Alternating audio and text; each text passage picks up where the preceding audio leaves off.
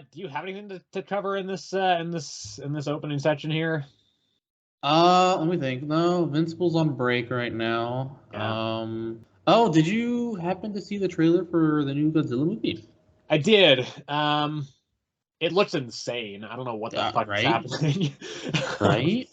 I don't know why Godzilla is pink now. It looks really cool, but I don't know why. Yeah. I think he's like, I'm assuming it's like adult-ish form. I don't know. It's like an assumption. But Is Godzilla not an adult already? I don't know, because he was in like a cocoon. It looked like, right? I just thought that was ice that he just got like frozen in. Oh, interesting. I don't know. I do think I don't know. The fact that it's the villain in this one is just like it's Kong but evil is like, well then that should really not be a problem because Godzilla took down Kong like just on its own. So with both of them, I don't know why this is going to be an issue. I don't know. I think this one's got like an army though, so okay. Either way, I mean I'm gonna watch it. I'm excited. Actually, I really want to see Godzilla -1. I really want to see that one too. Apparently, it's incredible. I'm hearing like I've heard that too. Really great things. Yeah. So maybe next week I'll be talking about Godzilla -1 a little bit, but and then maybe in another couple of weeks we'll be talking about Wonka. Are you gonna watch Wonka? I mean, unless my mom wants to, nope. I think it looks really bad. Last thing is, have you been watching the show, the Monarch show? No, I don't have Apple. I don't have Apple TV Plus, so yeah. I hear it's okay. It's I don't want to say slow, but like it's because all right. So I know this focuses more on like the people side of like the whole thing. Yeah. But I was thinking there was gonna be a lot more like government shit, and it's really not that. So yeah, I've seen clips. I saw the opening clip with John Goodman running away from the big spider, and I also saw the point where they nuked Godzilla. But that's all. Yeah, I don't know. I don't know what to think about it right now. It's kind of like an idea, like you said.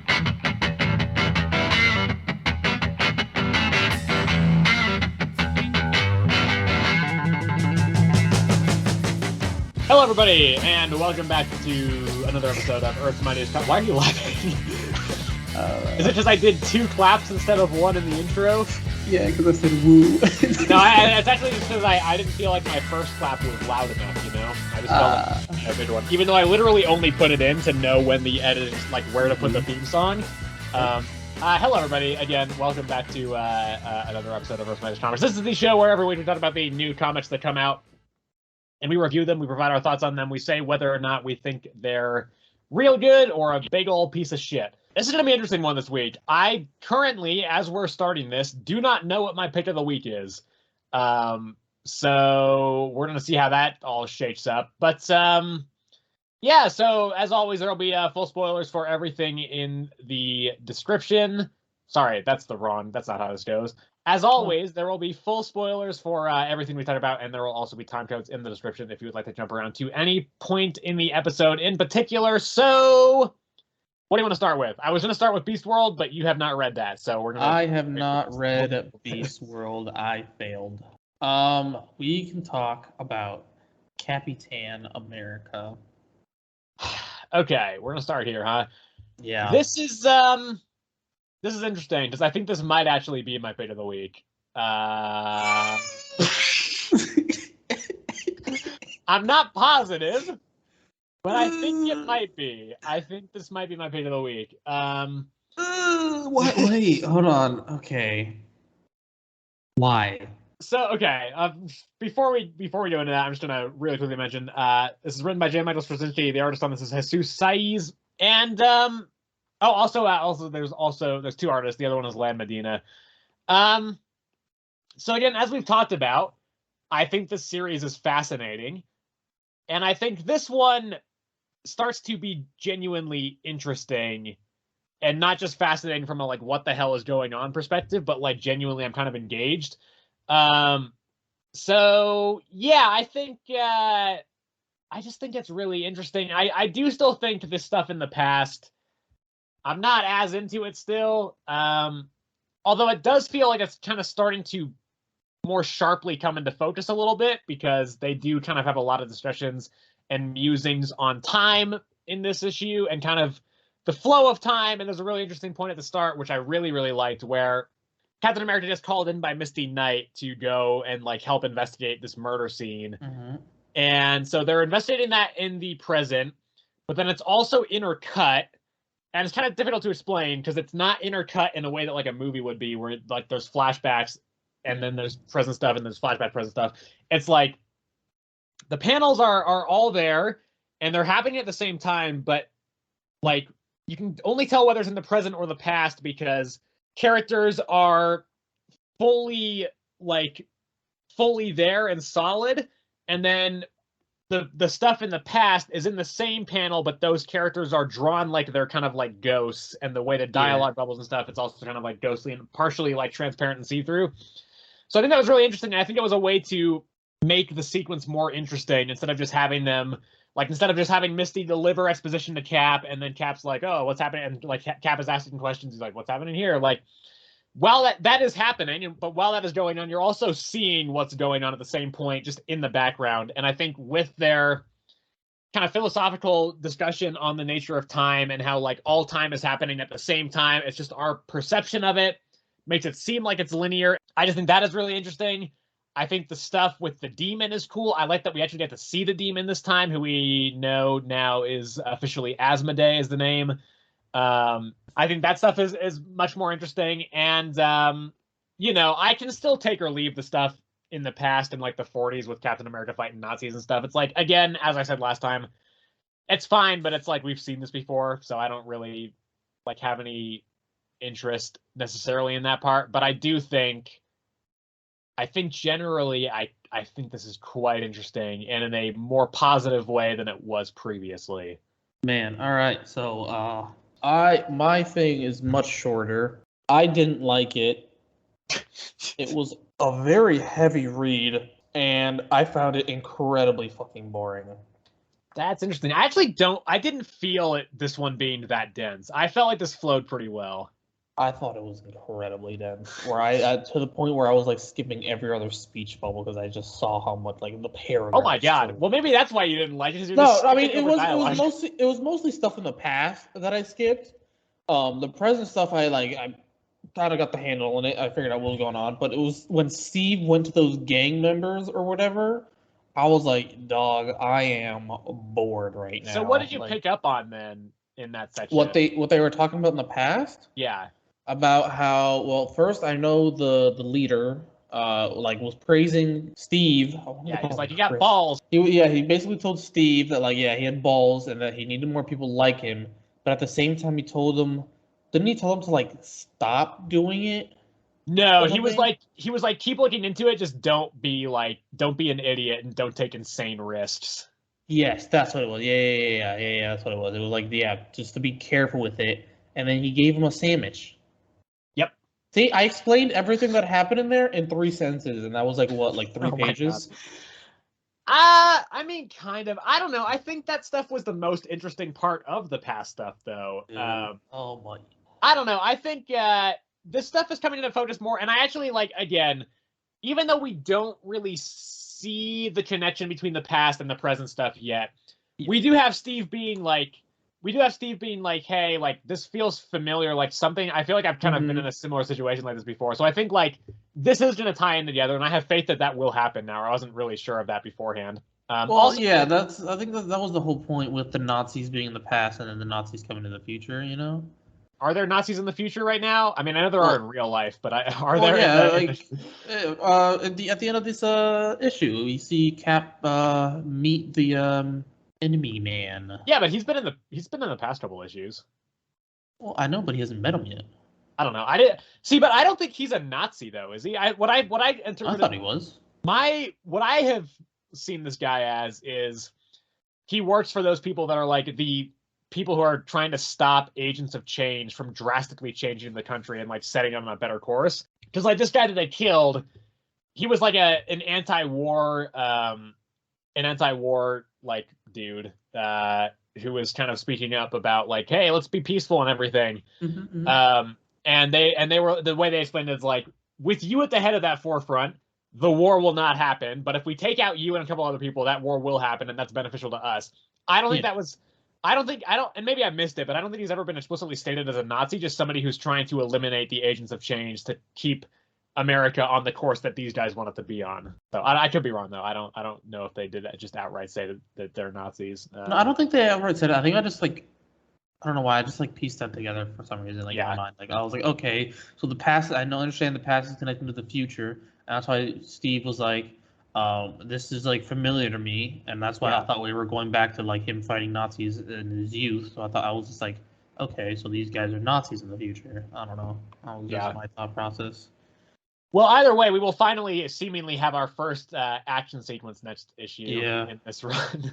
I mean, we've kind of had like there was that one page where I went to the negative zone, but that wasn't really anything. So yeah, I mean, are you gonna read the next one? Honestly, since there's a fight, I'll read it. Okay. But like, honestly, if I find it just as boring, I'm gonna stop. Yeah. Well, I'm gonna keep going with this one. I am in this series for the long haul now. I'm not positive that this is my pick of the week, but I think it is. It's the most interesting, and that shows you what this week has been like, though, because even still, I gave it a 7 out of 10. So yeah, I give it a 5. Yeah, let's talk about Green Arrow, I guess. This is Green Arrow number 6. It is from Joshua Williamson, and the artist is Trevor Hairsine, and then also Sean Azacci and Phil Hester. They are all credited as artists on it. So this kind of wraps up the Green Arrow Lost in Time arc. Yep. And it's also the end of the first half of this series. I believe it's only going to be 12 issues. So I know we've talked about how confusing the series is. Where are you on this one? So I think it makes a lot more sense now with the whole family debacle, like Arrow himself like ruins his family stuff. That finally got revealed now. I feel like they could have revealed it a bit sooner, honestly, just to make things a little less confusing. But they still did it, and it all kind of falls into. I feel like it just everything just like fell into place at once, and it like all just like clicked, you know, when they revealed. That old Green Arrow was actually Merlin. Yeah, that's right. I forgot about that. I thought he was a robot. Yeah, no. So that's Merlin, and then Merlin is the one that made the deal with Amanda Waller to like essentially let him like for time travel tech, so he could go back in time and like go forward in time or back in time. I couldn't remember exactly. Going forward and backwards, but he like essentially was like ruining Green Arrow's life in order for that to happen. And then at the end of it, we finally see Amanda Waller as well. Yeah, about to kill Roy as well. Roy, yeah. It does look like going forward, this is going to take a more grounded, like street level approach, which I do appreciate. I think you do as well, because yes, definitely. I think this series has been pretty well written. It's just like it is a very weird choice to throw Green Arrow of all characters on his own into this weird time travel thing. He pulls out does he pull out the boxing glove arrow in this, or was that 5? Because I read both this week. That was 5. That was okay, 5. So never mind on that one. And then he does get reunited with his family back on the island. I don't remember what that island is called, but it's the Green Arrow Island. Yep. And yeah, Peacemaker and Peace Wrecker also are right at the end, and they're like, "Yeah, we're working with Amanda Waller." Yeah, but we knew that in the last one too, though. Yeah, probably. I don't know. Whatever. I know. I remember it, and I read it like 2 weeks ago. That would have been like a month ago. Yeah. Listen, man, I read a lot of comics. Okay, I read more than you do generally. Not necessarily for this show, but I'm reading a lot of X-Men stuff behind the scenes as well. Yeah, you do read. Yeah, you still haven't sent me that freaking list for X-Men, man. Yeah, because I know you won't actually start it. I want to start it. Okay. The only reason I think that is because you haven't gone any farther down the Venom Spider-Man road. So I just figured like you won't start this one either. God. I don't know. Do you have anything else to say on this one? I feel like I really kind of don't. I really don't. I mean, I'm gonna be honest. It's fine. I feel like you did a really bad job explaining it, but it's fine. Yeah, I don't know. I think it's just like it all like once Merlin revealed himself as like being the old Green Arrow, it just like all clicked for me. I was like, that made all sense. But like realistically, yeah, they did a terrible job of explaining everything. Like if you weren't paying attention throughout the issues before, Yeah. it would have made no fucking sense. I feel like that's kind of where I fell on this, actually. Yeah. And I feel like I was paying attention, but I don't know. I think this is one of those ones that I feel like is probably beneficial to have read all of these back to back. Yeah. As opposed to kind of spreading it out over a period of 6 months, and actually even longer because this took a break during Night Terrors. So I do feel like it probably would have been a little bit easier to just read these all back to back. That being said, I think it was good enough. I didn't mind it. I gave it a 7. I also gave it a 7. I'll be giving out a lot of 7s this week. I think for the most part, yeah, mine are usually around 6 or 7. Yeah. Let's do what I made you read this week. Oh, God. Okay. Well, that would be grim. Okay. I'm gonna be real here. I don't know if I picked up where I left off last time. I think I did, but I'm not really sure. It's been so long since I read those. I think I read the first 5 last time, and then today I read 6 and 7.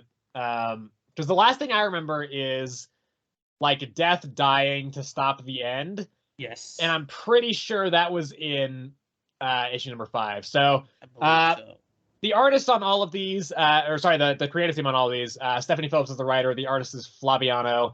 So you read 14, correct? I read 14 this time. Okay. Yes. Well, I guess I'll just really quickly do my discussion on 6 and 7 because that was a while ago for you. So as much as I hate to say this, if I had read the current issue, this may have ended up actually being my pick of the week. I think these may have been the 2 best issues I read this week.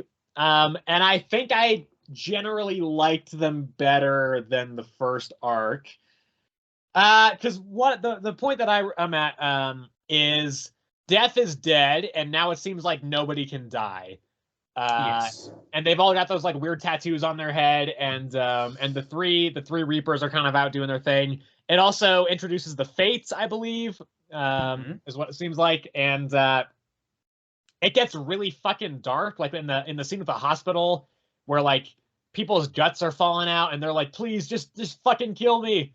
I think that is all really like dark and horrific, and also really effective. I also really liked the conversation with the priest dude that Jessica has. I think it's a really interesting musing on faith and particularly on Christianity when suddenly death just doesn't exist, and like how people who have that faith try to push through that in a really weird, impossible, and terrible situation.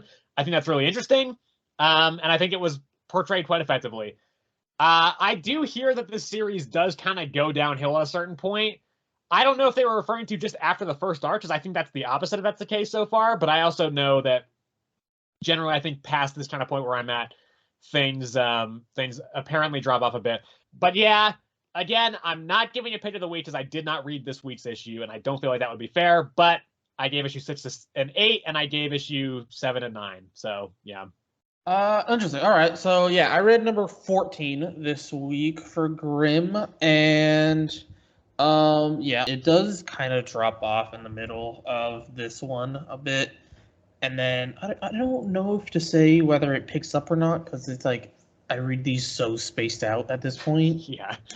That it's kind of hard to keep track of, like. You think you read these spaced out, Sebastian? It's been like 4 fucking months since I read the last issue. Yeah, but at least you like started this one kind of at the end of the arc. I'm still in the middle, Yeah, like essentially, like this arc, the one that you just started, like it's essentially still going, kind of. Oh, that's concerning then, because I don't know how long that premise would hold. Like I don't even remember if people can die now. I don't remember, but in 14, Jess and what is this dude's name? Eddie, the guitarist. Yeah, Eddie's my least favorite of the 3. Yeah. The other one is in hell. Okay. And so Jessica and Eddie just made it into hell this issue, and we see what hell is like for both of them. For Eddie, he's on stage, and he's trying to play his guitar, but he can't, and he can't even talk because like his mouth gets like sewn shut, and so everybody's just like calling him like a loser basically and like booing him off stage. And for Jessica, it's basically just a giant. It's just a room full of mirrors, and it's just herself and other people just like basically talking down on her. And she eventually breaks out with Death Scythe, her scythe, I guess now. And she goes, and you see just like basically a hallway full of doors. And so she knows she has to find her friends through one of these doors, which she doesn't know how exactly.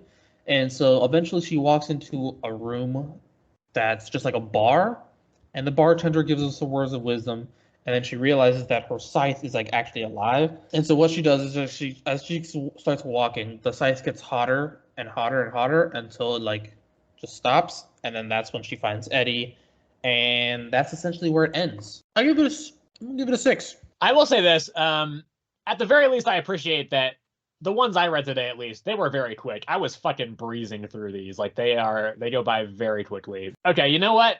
Let's get this out of the way. Let's talk about Amazon's Attack. This is Amazon's Attack number 2.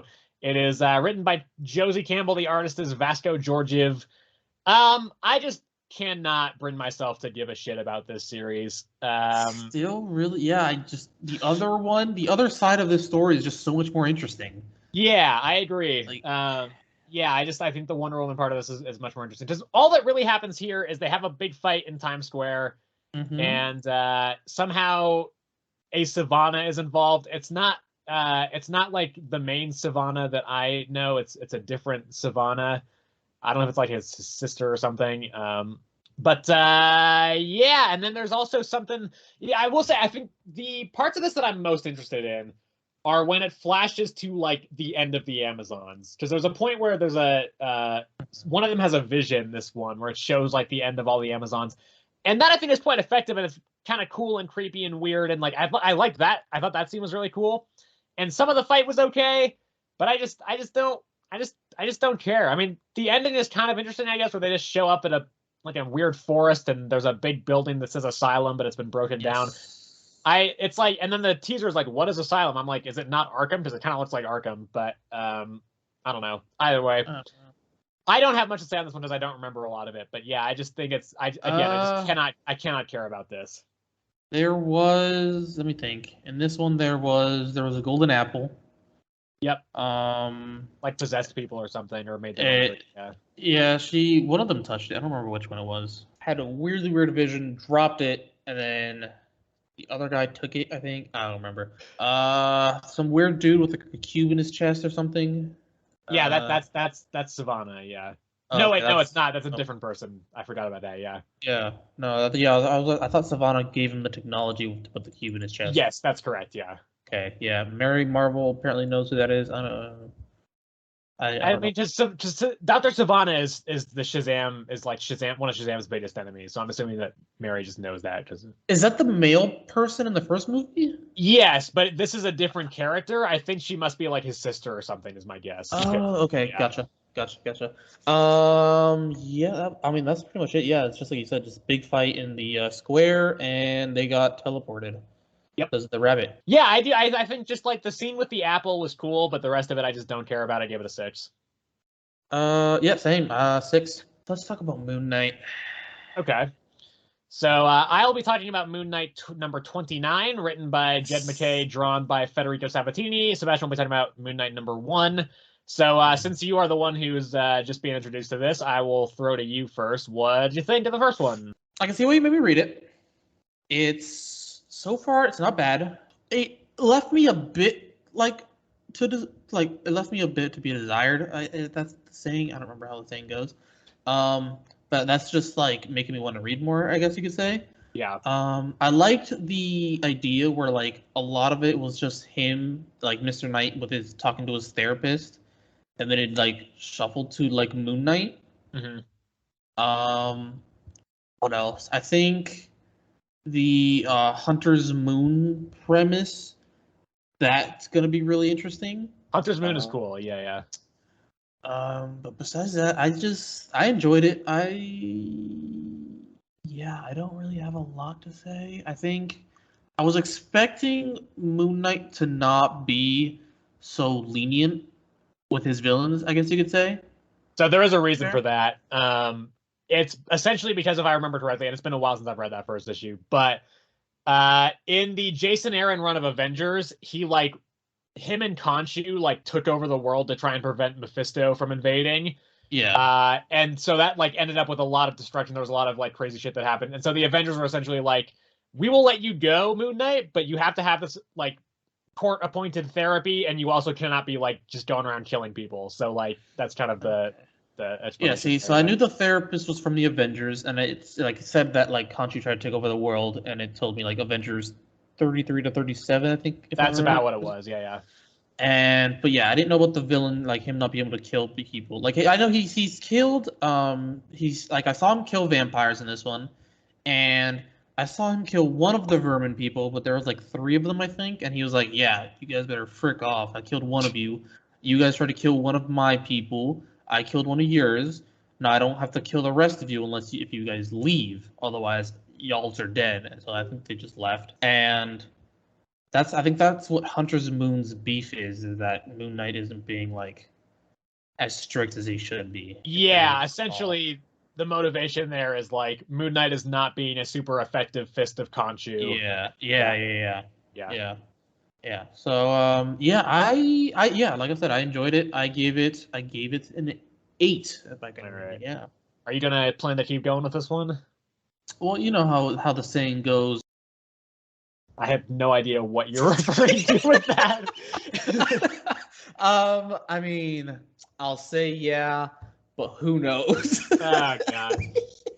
Come on, Sebastian, you gotta get caught up for the Vengeance of the Moon Knight series, where presumably I fucking hope that 8-Ball. I know I keep saying this, but I really hope that 8-Ball is gonna be the new Moon Knight. 8-Ball, is that the dude that he literally Yep, he has an 8-Ball on his head. His head is an 8-Ball, a magic 8-Ball. No shot. That's who you want to be. That's what I want. No, genuinely, and it's. I know at the start of that run that makes no sense, but the 8-Ball redemption arc in this series has been really great. So I genuinely really want him to be the next Moon Knight. Okay, well, that's been one of my favorite elements of this run. So yeah. Anyway, I am on 29. This is the second to last issue of this part of the series. Again, the same creative team is going to carry over to that next series, Vengeance of the Moon Knight. But for now. This is the second class issue of this, leading up to Mark Spector dying in the next issue, presumably. So, yeah, listen, it's fine. I do think this issue. I like the plot. I think it's well paced. I think my main problem here is I am really, really missing Alessandro Cappuccio on art. I think Federico Sabatini. Sometimes the art here is okay, but I think a lot of times it's weird and really jagged and angular in a way that doesn't make sense. And I just think it looks weird and kind of incomprehensible at points. And so I think that really kind of does take away from this issue a little bit. On top of that, I also think that this is just it's kind of a chapter it feels like it's kind of stalling for time before the actual death of Moon Knight. Next issue, because it is it's kind of a brawl on a couple of different fronts. I think Zodiac kind of gets finally genuinely taken care of. I think there's 2 versions of Black Spectre in this. One Mark takes down, and then it turns out that wasn't the real actual new Black Spectre. It's a different guy, and then he shows up and he's like, well, now you're all tired and beat up and stuff, so I'm just gonna be able to come finish you off super easy. And they reveal who it is. And it's meant to be played like a big reveal, but they took off his mask, and I was just like, "Who the fuck is that?" I don't remember this character at all.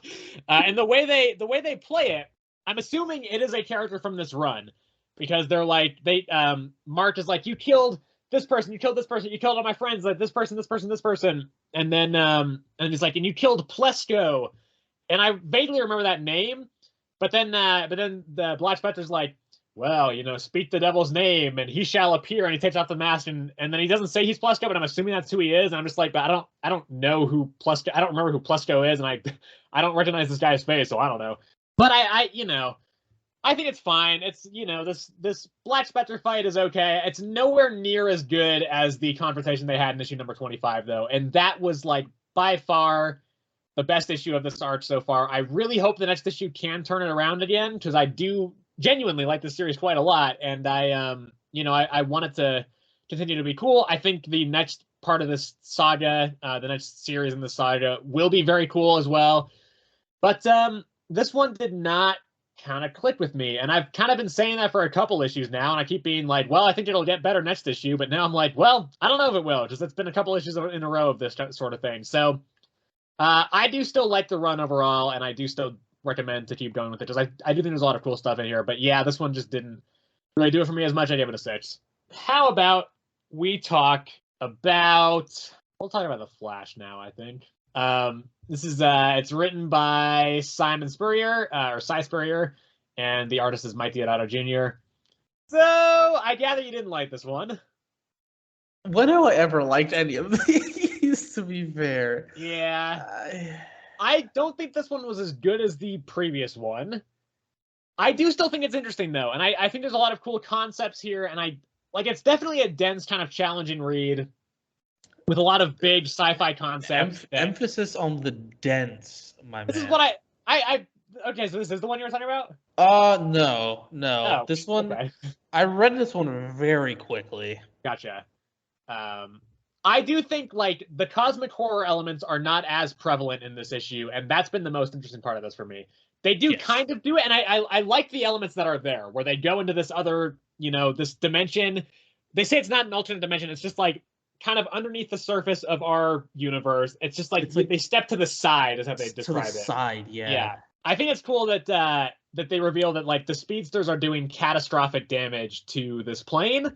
Because there's a sequence where Bart is running in the real world, and Wally and Max Mercury are inside this other realm, and they see, like, the entire world being, like, destroyed.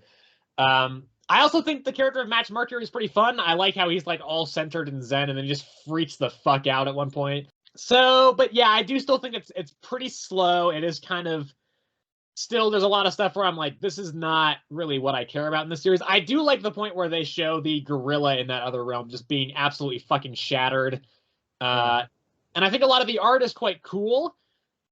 But I do understand why you wouldn't like this, and I definitely think it's a bit of a step down from the previous one. I just do think there's enough there for me to at least stay interested in what's happening. So, I've said it once and I'll say it again. I still don't like the art. See, I think the art's pretty good in this. Actually, I kind of dug it. I can't get over the way, like, they draw the Flash. Like, man looks like Play-Doh. I don't know what it is, but I hate it so much. Yeah, this one was a heavy read. I read this super fast. Like, I flew through this simply because I was, like, skimming it. I was reading through so fast. Like, I probably missed a bunch, but I got, like, the biggest bits and pieces, I'd say. Like, I understood that they were in, like, not an alternate dimension, just, like, sideways, is, like, the best way I could say it. They were destroying that world that the people in the last issue were saying that's what they were saying when they were like, you guys have no idea what the damage you guys do. I think Max Mercury death, with quotes around death there, was unnecessary. He could have just gone back with the Flash, but whatever. Okay, I'm gonna contradict you on that there, because they pretty clearly put a plot point in where they neither Max nor Wally had enough power to get back on their own to their normal realm, because it was being eaten away by those other creatures. So Max essentially just gave Wally the rest of his power that he could, so that Wally would have enough to then get out himself, and he just left Max behind, and then he's like, I'll come back for you. Yeah. Okay. See, I thought what, like, from what I was gathering was that was when Max was kind of going crazy, and so that's why he, like, sent Wally back and he stayed behind. That's what I was gathering. But okay, I was wrong there. Yeah. Yeah. So is Max Bart's dad? I have no fucking idea who Max is. This is the first time I think I've ever read anything with him in it, so I could not tell you. Because Bart seemed to be really, like, sad when he was, like, when Max wasn't with Wally, you know? I think Bart is related to Barry because it just says Bart Allen here Well, on yeah, the it says poster, Bart so Allen there, but like at the same time, Max before like sending Wally back, he was saying like tell Bart like I'm like tell Bart something. maybe he's like an uncle or something. I don't know. Yeah, I don't know. That could be it too. Yeah, that must be it. Yeah, I've never heard of Max America before this. Nah, this is it for me. You're gonna continue on your own after this one. We'll see about that, Sebastian. Please don't continue anymore. We'll see about that. Please. To be fair, though, I initially had this as a 6, but I did drop it to a 5. I think again, I like a lot of what's happening here, but I am kind of bored by it. So I'm still gonna keep going, but I don't think it's great. I'm gonna give it a 5. Yeah, I gave it a 4. Let's talk about Power Girl. So this is Power Girl number 3. I don't remember. How did you like the first one? I read the first 2. I didn't love either of them. Okay, yeah. I thought 1 was better than 2, though. Yes, that's right. That's right. This one was a lot slower paced than the other 2. I will say that. Not not much happened till the very end, and then something really big happens. So for most of this one, it's just Kara, right? That's her name. Power Girl. Yeah, Kara Zor-El. But she goes by Paige in this, I believe, right? That's her Earth name. Yeah, but it's mostly focused on like Kryptonian. So okay, sure. Kara, because she is still in the Fortress of Solitude. Like this entire issue, she's in the Fortress of Solitude, and it's basically her trying to figure out what exactly is the Kryptonian virus, and how she thinks it's not really a virus, but it's more of like a parasite, because it only infects one person at a time, and it doesn't infect someone else until the first original host like dies essentially. And so it was just like her coming to grips with, I don't want to say reality, but just like her like loneliness, I guess you could say. Just her being alone and being like the last one of like her family, I think. I don't really know that, but she was like basically just like alone, essentially. That's like the biggest thing. And so she was always sticking by the lion, which I think we saw in the last issue. That's in the zoo in the Fortress of Solitude. I don't think we did, because I don't remember that at all. I swear, okay, we might have seen it. I thought we saw it somewhere before this issue, but maybe not. So essentially, it's an alien lion, and it's like the last of its kind, and she like really feels for it, and so she's like just like constantly staying by him until at one point he like disappears, and it's because cats essentially have this like thing where if they're about to die, they like to isolate themselves from everybody so like nobody can see them die. And she realizes that, so she chases after him. Like he was about to jump off a cliff, but like she like talked him out of it. Quotes around that. I think he just like understood, and so he just like laid down next to her, and he like died like silently there, and she just cried. And then all of a sudden, she like turned around, and he was gone. So she goes back searching for him, and he is actually infected with the virus, right? And so the robot calls for Superman, and by the time Superman gets to the Fortress of Solitude, Kara is now infected, and that's where it ends. Yeah, like I said, kind of a slower read. It was much more emotional than anything else. Not action heavy at all. Like literally, well, I guess there was a bit of action in the middle where Lilith stops like a riot because they were rioting about like the fact that the Kryptonian virus is like actually killing people. And so she just like kind of like just wiped their memories and was like, all right, you're someone else's problem now. But it wasn't really action because like not much happened. She was just like, yeah, stop it with her psychic powers, and that was it.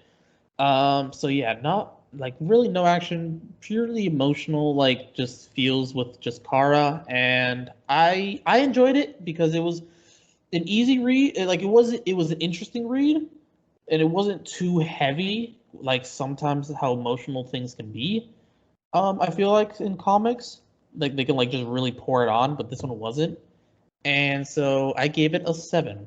Well, I guess now I will talk about Titans Beast World #1. This is written by Tom Taylor. The artist on this is Ivan Reis. So I think this is pretty good. I think this is a pretty good start. Of course, as is usual for this stuff, I think the main event will probably be pretty solid. It's going to be the tie-ins that determine whether or not this is better than Night Terrors. So, yeah, essentially, it kind of deals with the start of this is kind of with Brother Eternity being like, yo, join my religion, essentially. There's kind of a lot of that at the start. And then while some of Brother Eternity's like acolytes are on this other planet, I think they're on the moon of Titan, the Saturn, not the Saturn's moon, the moon of Titan. They find the Necro Star, which is like Starro, but like even more evil.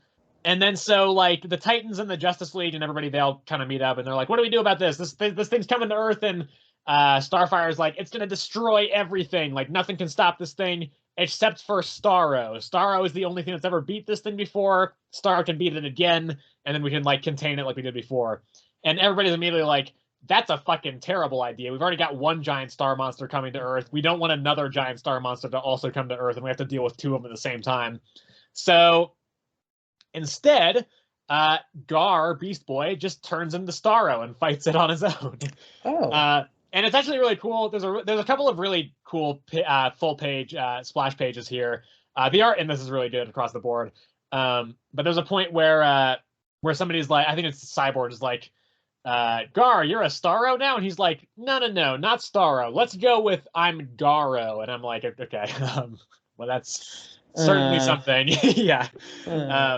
But like the art is really cool in this. I think that all kind of works really well. But then this is where I think things get very cool.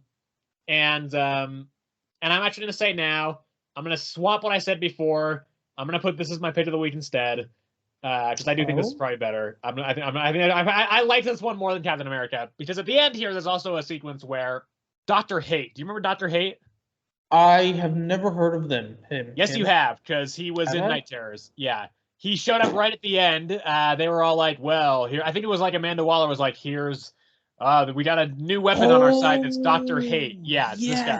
This guy's here." So yeah, so he shows up and he's like, "Sorry, Gar. You're fucked." And then he just essentially erases Gar's mind and just turns him into a mindless Starro beast of his own, which is a big problem because Gar had been sending out mini Starros to essentially cleanse the humans of these parasites from the Necrostar that were kind of invading them and taking them over. So now all these things have all these people have Starros, like Gar Starros. They don't have the Necrostar stuff anymore, but now Gar turns mindless and evil because Dr. Hate completely erases his mind.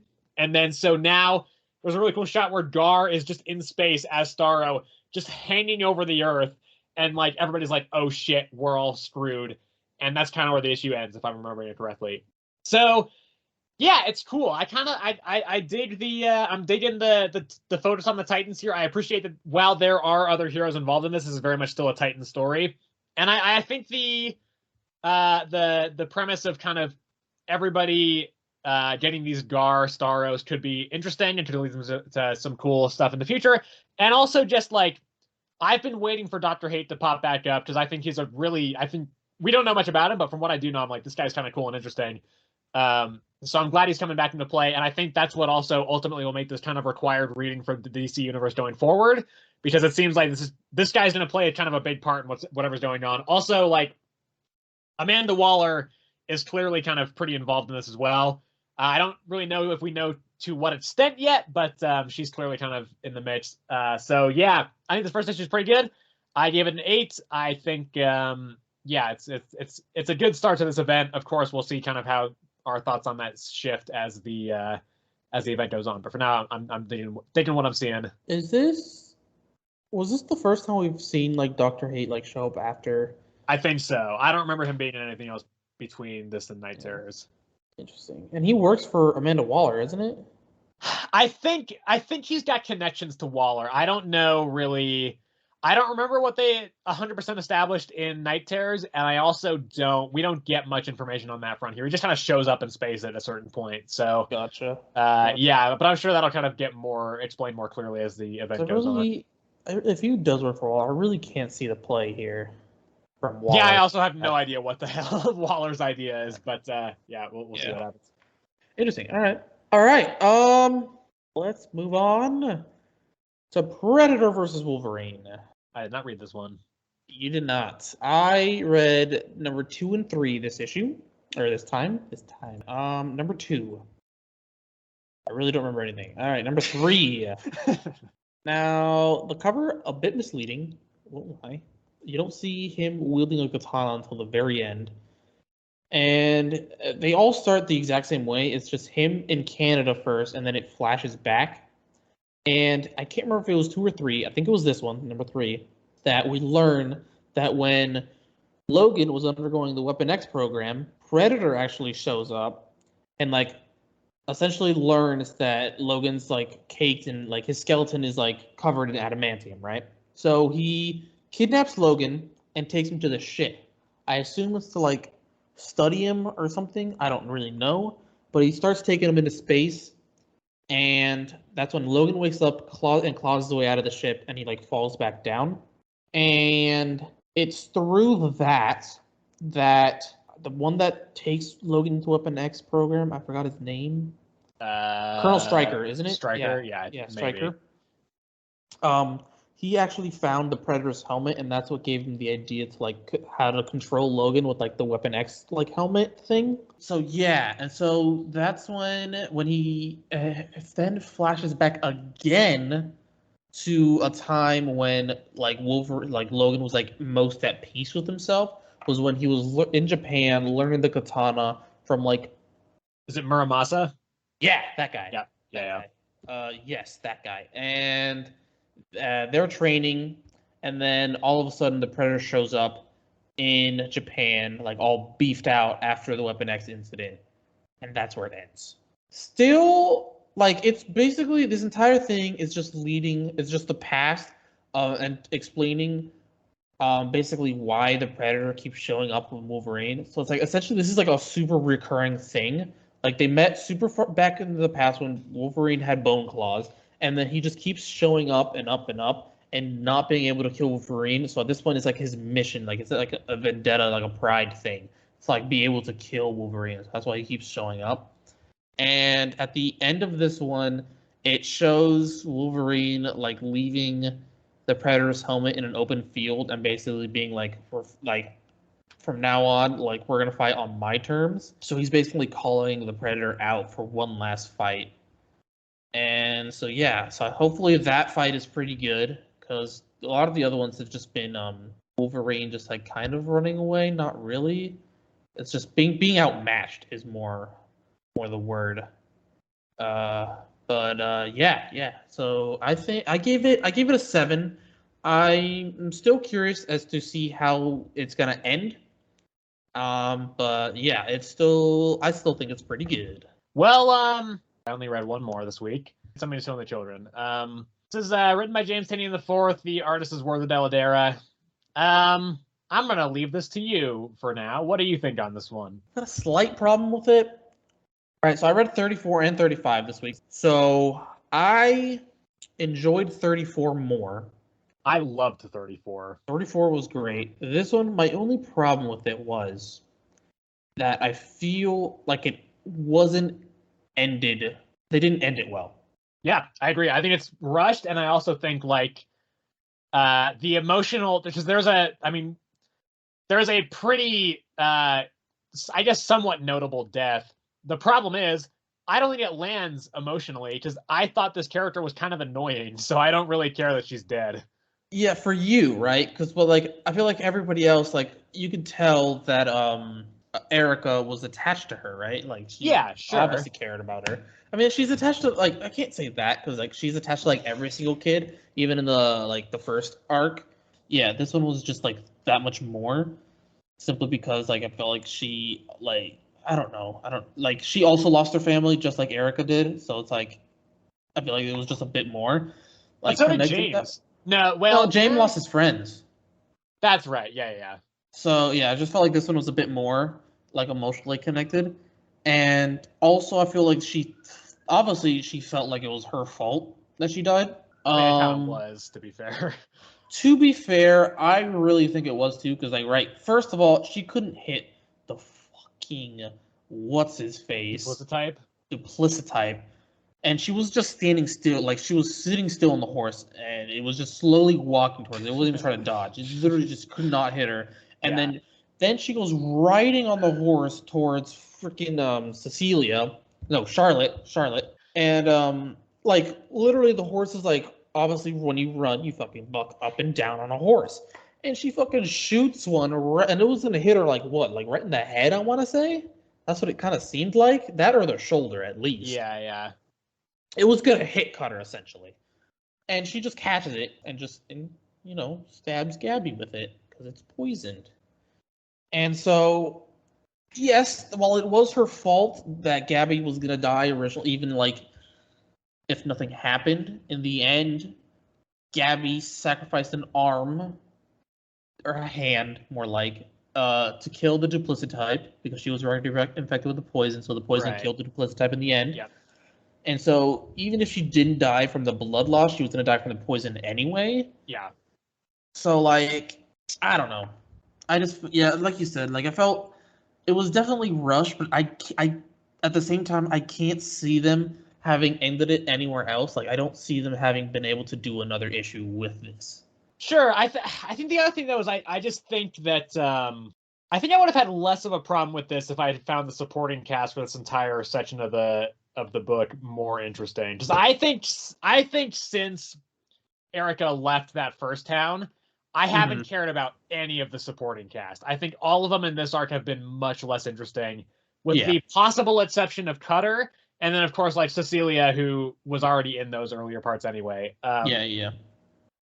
I do think like this sets up some interesting stuff for the future for sure. I liked the fact that Erica can no longer see the monsters. I think that could lead to some interesting stuff. But then the other kind of parts that it tees up is Ricky trying to go after Erica and kill her, and I'm like, first of all, Ricky could not kill Erica. Like there's like maybe she'll train and stuff, but there's no way that Ricky could take out Erica. Like that is absolutely not a shot in hell that happens. But also again, I don't really care about Ricky that much either, so I just kind of end up not really having many feelings on this. No, I definitely cared more for Gabriella than I did for Ricky. Like Ricky, I didn't really like her either, though. No, I know, but like in between the two, I definitely cared more for Gabriella. I mean, I just got more character development, so like, sure, we spent more time with her, so from that standpoint, I guess I was more invested, but I didn't really like her either, so I just kind of ended up not caring about the emotional stakes here. I guess Cecilia is kind of trying to protect Erica by being like, no, she's dead. She's definitely dead. Don't look into this. She's dead. So that's something, I guess. I don't know. I think Cecilia could have a really cool arc going forward where she also ends up leaving the Order, kind of after realizing everything from her experience with Erica. But yeah, I just, as it stands, I didn't really like this one that much. I had it at a 7, and I think that was just because I was biased because I liked this series so much on the whole. But I've dropped it to a 5. I don't think it was that great.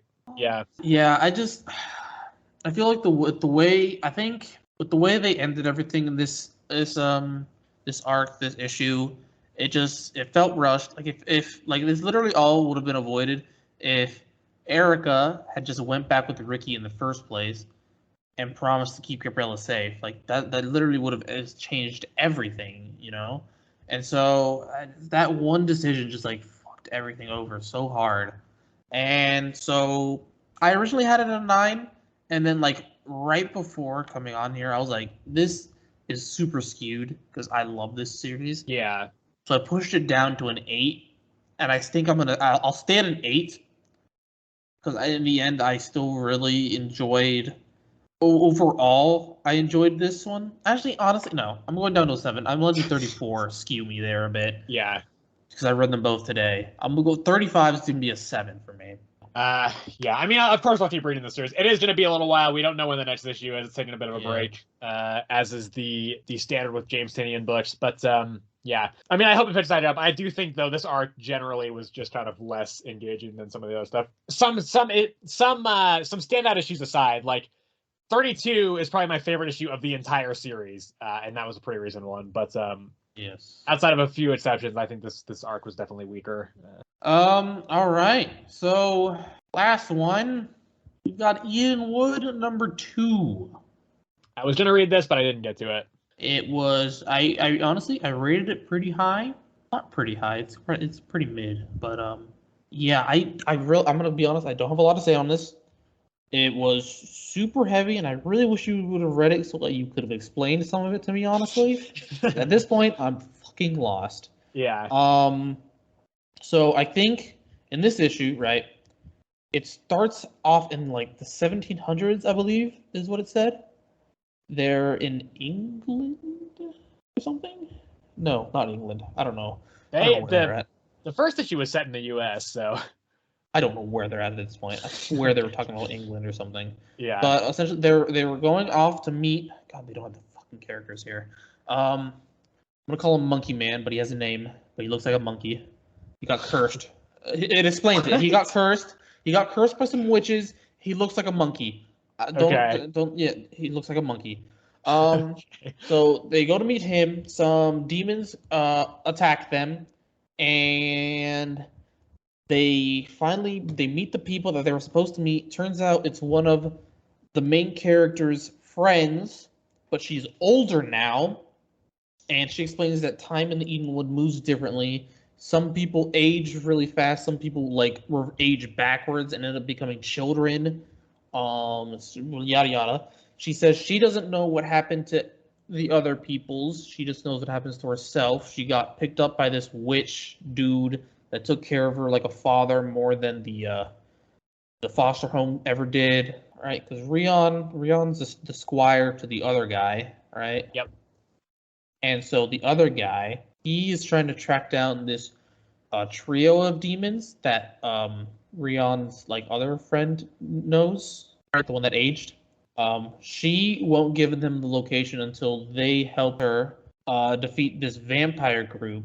And so half of this issue, I feel like, is arguing over whether to take Rion to the vampire people or not to help, so he can join them on the mission. And then at the end, I believe it's decided that he will go because he's a squire and he doesn't go anywhere without him. Yeah, it was a lot of talking, my man. I'm gonna be honest. It was so much talking. Well, that was the case in the first one as well. Yeah, but at least the first one, it was establishing. Sure, it was informative. This one was just a lot of talking. Okay, yeah.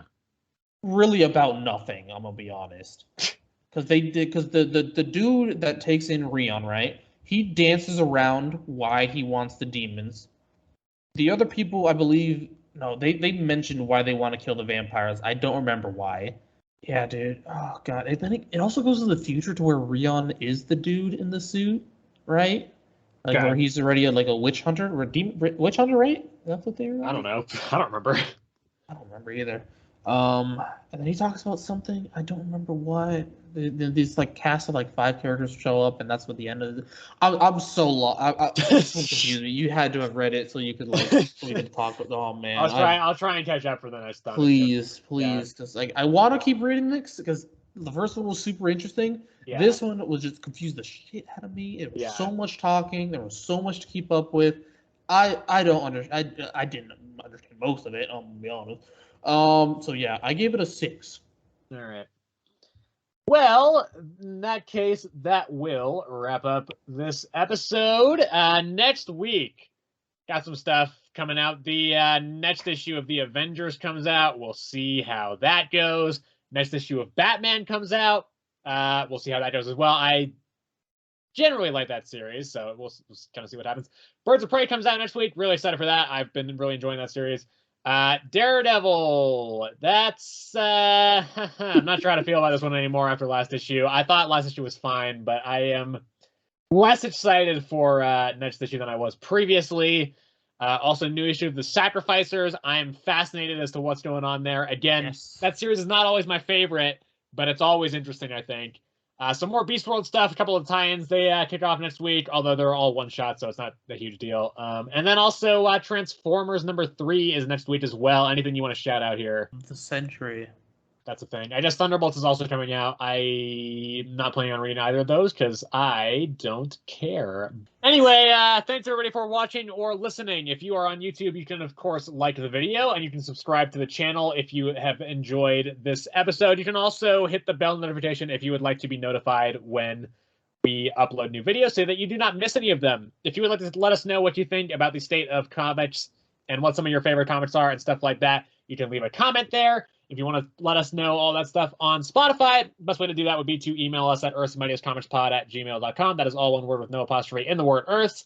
And then if you're on Spotify as well, you can also you can follow the show over there. Again, that's probably the best way to make sure that you do not miss an episode over there. So yeah, anyway, again, thanks for listening, everybody, and we'll be back next week to talk to you about some more stuff. Except presumably it will also be late, so just putting that out there. Anyway, thanks again, and we'll see you next time.